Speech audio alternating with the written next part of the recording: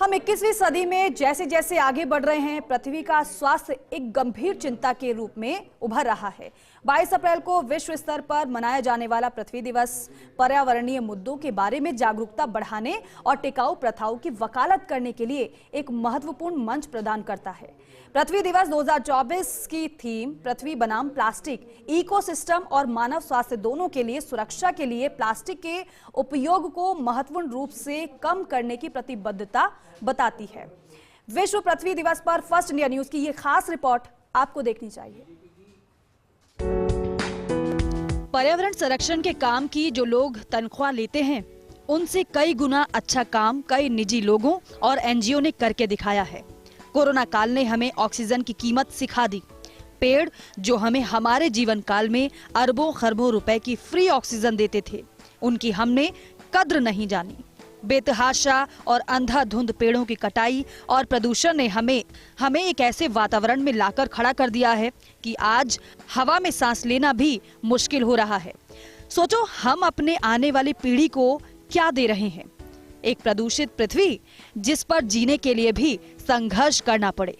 एक तरफ हम चांद, तारों और मंगल पर जीवन की खोज कर रहे हैं, तो वहीं दूसरी तरफ ये पृथ्वी जिसने हमें और हमारे साथ करोड़ों प्रजातियों को जीवन दिया, उसे केवल मात्र मनुष्य ने अपने असीम लालच की भेंट चढ़ा दिया।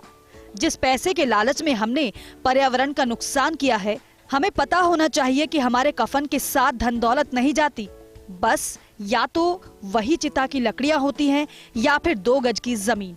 हम बहुत जल्दी भूल भी जाते हैं। क्या हमें याद है कि वो कोरोना काल का लॉकडाउन जिसमें हवा तक स्वच्छ हो गई थी, मानवीय गतिविधियां कम होने से दूर दूर के प्राकृतिक नजारों को हम नंगी आंखों से देख सकते थे। प्रदूषण का स्तर कम हो गया था। दिल्ली से लेकर कई बड़े बड़े शहरों का AQI लेवल सुधर गया था।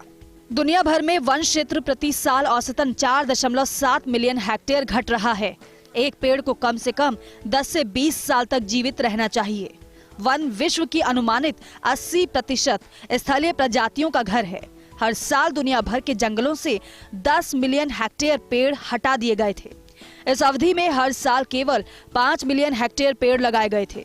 हर साल विश्व स्तर पर अनुमानित 3 लाख व्हेल, डॉल्फिन और पोरपोइज की मौत होती है। घास के मैदानों की 74% पक्षी प्रजातियां गिरावट में है। यूरोप में 5 में से 1 पक्षी प्रजाति विलुप्त होने के कगार पर है। विश्व की 1/3 खाद्य आपूर्ति मधुमक्खियों पर निर्भर है। मधुमक्खियों द्वारा परागित वैश्विक फसल उत्पादन का मूल्य $577 बिलियन है। 1 पाउंड गौमांस में अनुमानित 1800 गैलन पानी खर्च होता है। इतने पानी से आप एक दिन में 105 बार 8 मिनट तक स्नान कर सकते हैं। 30% कार्बन उत्सर्जन का कारण भोजन है। राजसमंद के पिपलांतरी जैसे गांव भी हमारे लिए आदर्श हैं, जहां बेटी के जन्म पर 101 पेड़ लगाने की परंपरा है।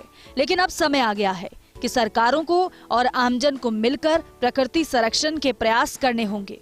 नहीं तो वो दिन दूर नहीं जब हमें हमारे पीठ के पीछे ऑक्सीजन सिलेंडर लटका के घूमना होगा। Nirmal Tiwari, first India news, Jaipur.